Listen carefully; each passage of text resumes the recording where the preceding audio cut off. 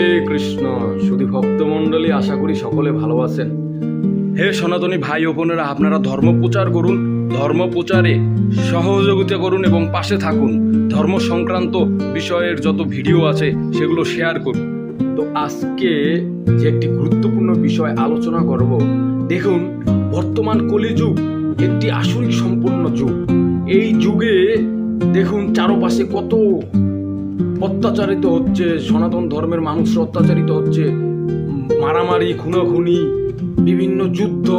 এগুলোর কারণ কি? আমাদের শাস্ত্রে, আমাদের ভাগবত শাস্ত্রে, বেদ শাস্ত্রে কি বলেছে? সবকিছু কিন্তু ভগবান আজ থেকে কোটি কোটি বছর আগে ভগবান শাস্ত্রে উল্লেখ করে দিয়েছে।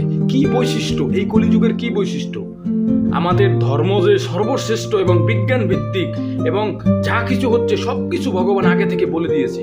আমরা হয়তো বা অনেকে জানি না, কিন্তু আজকে এরকম একটি শ্লোক আমি আলোচনা করব যে এই কলিযুগে কি বলেছে ভগবান। যা কিছু এখন হচ্ছে সবকিছু ভগবানের নির্দেশেই হচ্ছে, শাস্ত্রে সে সম্পর্কে বলা আছে। আপনারা চাইলে শাস্ত্র খুলে দেখতে পারেন। আমি আপনাদেরকে আজকে ভাগবতের কি বলছে এই কলিযুগ সম্পর্কে সেটা আপনাদের বলবো। আপনারা ভাগবত, এই দেখুন আমার কাছে ভাগবত আছে, হ্যাঁ এই যে ভাগবত। তো ভাগবতের প্রথম স্কন্ধের 10 নম্বর শ্লোকে বলেছে, প্রায়ণ অল্প আয়ুষ সভ্য কলৌ অস্মিন যুগে জনা মন্দা সুমন্দ মতায় মন্দ ভাগ্যাহি উপদ্রুতা। তো এখানে বলেছে, হে মহাজ্ঞানী, এই কলিযুগের মানুষেরা প্রায় সকলেই অল্পায়ু, তারা কলহপ্রিয়, অলস, মন্দগতি, ভাগ্যহীন এবং সর্বোপরি তারা নিরন্তর রোগাদির দ্বারা উপদ্রুত। দেখুন ভগবান আজ থেকে হাজার হাজার বছর আগে বলে দিয়েছে কলিযুগের মানুষেরা কেমন হবে।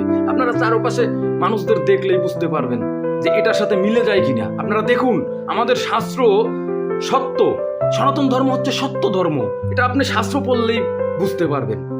বিভিন্ন মানুষেরা বলে যে তাদের ধর্ম সত্য, কিন্তু না, আপনি আমাদের শাস্ত্র যদি পড়েন তাহলে বুঝতে পারবেন সনাতন ধর্ম কতটা সত্য। এটা ভগবান স্বীকৃত, ঈশ্বর প্রদত্ত ধর্ম। আমরা অনেক সৌভাগ্যবান এই ধর্মে জন্মগ্রহণ করে। আপনি গর্বিত মনে করুন যে আপনি সনাতন ধর্মে জন্মগ্রহণ করেছেন, কারণ এটা হচ্ছে ঈশ্বর প্রদত্ত, এটা স্বয়ং ঈশ্বর প্রদত্ত ধর্ম। দেখুন যা কিছু শাস্ত্রে বলা আছে সেগুলোই এখন হচ্ছে।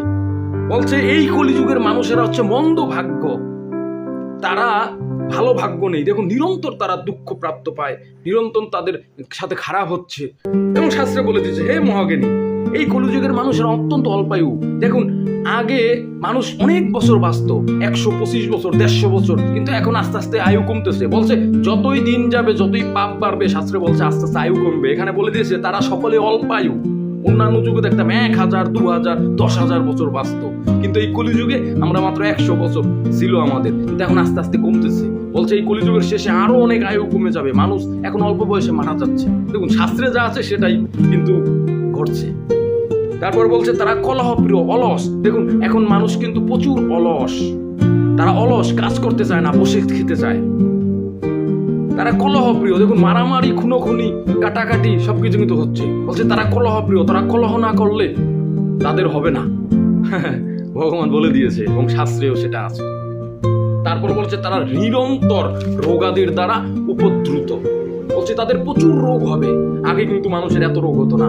যেমন আমাদের ছোট সময়ে আমরা দেখছি আমাদের বাপ দাদা ঠাকুর দ্বারা এত ওষুধ খেত না, টুকটাক জ্বর ঠান্ডা হতো, বড় বড় রোগ কিন্তু হতো না। কিন্তু এখন আপনি ফার্মেসির দোকানে, হাসপাতালগুলোতে গেলে দেখতে পারবেন হাজার হাজার মানুষ লাইন ধরে চিকিৎসা করাচ্ছে, ওষুধ কিনছে। কারণ মানুষ এখন জন্ম থেকেই রোগাক্রান্ত। বলছে এই কলিযুগের মানুষ বিভিন্ন রোগাদির দ্বারা উপদ্রুত, তাদের প্রচুর রোগ হবে। শাস্ত্রে যা আছে সেটাই বলে দিয়েছে। আপনারা চাইলে ভাগবত খুলে দেখতে পারেন। ভাগবতের প্রথম স্কন্ধের প্রথম ভাগের 10 নম্বর শ্লোক। এরকম আরো ভবিষ্যৎবাণী যেগুলা ভগবান দিয়েছে আলোচনা করব, তা আপনারা সাথে থাকবেন।